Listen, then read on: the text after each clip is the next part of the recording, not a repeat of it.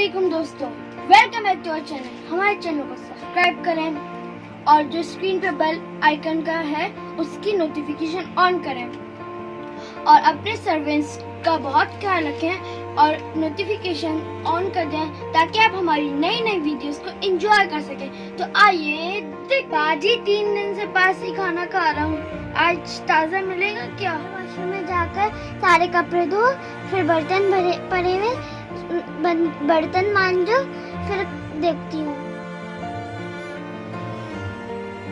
ये भी धो देना।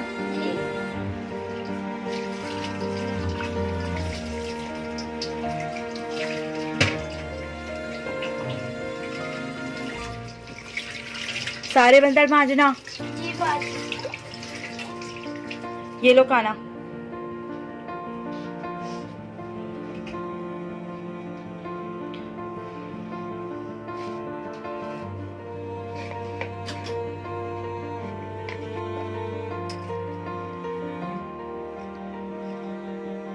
बेटा खा लेना, थोड़ा सा खा ले।